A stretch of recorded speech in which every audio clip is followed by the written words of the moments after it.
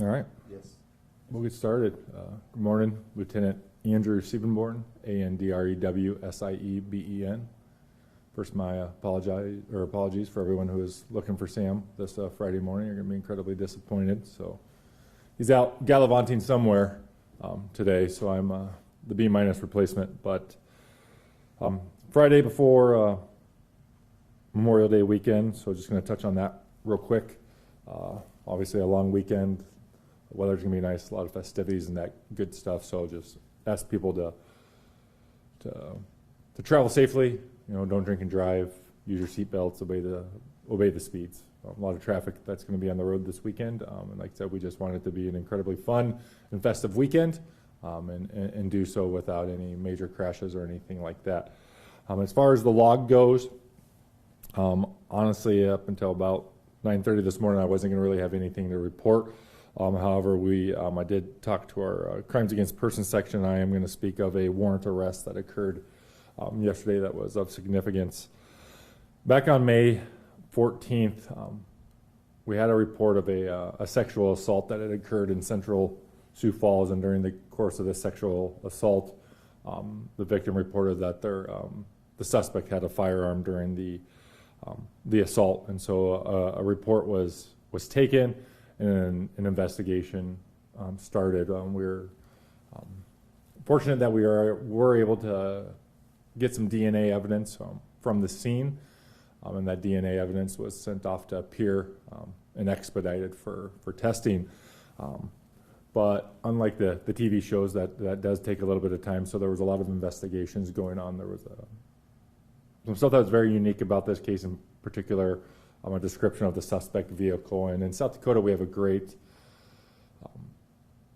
relationship with many other agencies.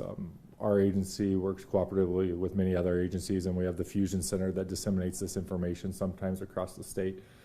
And some of the information from this case was disseminated through the Fusion Center, where other law enforcement agencies get notified of some of the specific facts of the case.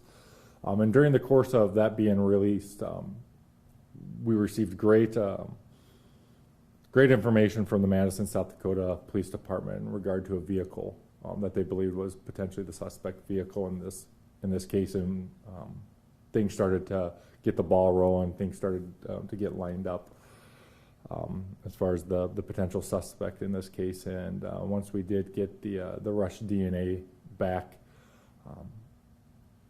reference this case, it was a match for the initial suspect that was developed. So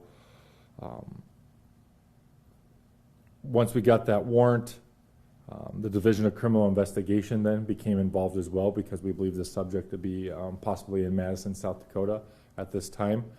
And they went up there and they were actually able to locate the suspect and serve the warrant. Our agency had obtained a $100,000 cash warrant for one count of second-degree rape and one count of aggravated assault. And through coordination of the Madison Police Department and the Division of Criminal Investigation, they were able to arrest the suspect in that case in Madison, South Dakota yesterday. His first name is Ernesto, Ernesto. Middle name Andres, Andres. Last name McFarlane, McFarlane. He's a 25-year-old Hispanic male. He is actually a resident of Huron, South Dakota. With that being where he lived, there was also a search warrant reference this case that took place in Huron, South Dakota, where they were able to gather some other evidence reference this crime. So Huron, South Dakota Police Department also assisted our agency on this. So like I said, just an incredible job by multiple agencies in this state to work cooperatively together and get this warrant subject into custody. So on behalf of the Sioux Falls Police Department, I do want to reiterate our thanks to the Madison Police Department, the Huron Police Department, and the Division of Criminal Investigations, along with the lab in Peer that was able to get us the rushed evidence back to us for us to bring at least a quick arrest in regard to obviously a very serious case. You know, I just want to speak to also the courage it takes for a sexual assault victim to come forward and make a report. Sometimes there's a lot of shame, there's a lot of embarrassment that comes a part of being a victim of that crime, and we just want you to know at our agency that if you are a victim of that crime, we want to advocate for you. We want to seek justice for that. We encourage you to come forward and to report if you've been a victim. There's an incredible amount of resources in the community, both with our agency, both with people that we have partnerships with that will advocate for you and will support you if you're able to, if you choose to come forward. But like I said, I sincerely applaud the victim in this case for having that courage to come forward and helping us solidify this to conclusion.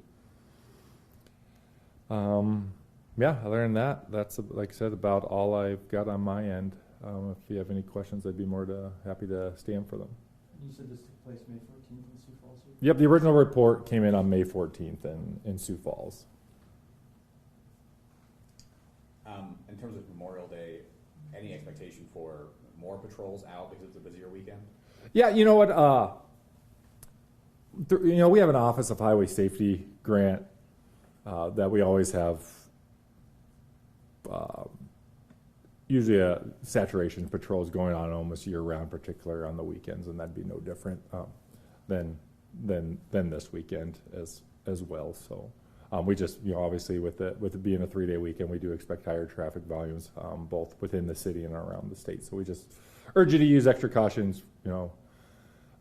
Leave early, drive the speed limit, use your seatbelts. Is this a busy weekend compared to New Year's and the 4th of July? I think anymore, I kind of joke Sioux Falls, we're always busy. I think this weekend gets busy for a lot of reasons. It's a 3-day weekend. You've got the Monday, and plus the weather's incredibly nice, so none of us have an excuse to be cooped up in our houses. So get out, enjoy everything that the city has to offer, and have a good time, but do it safely.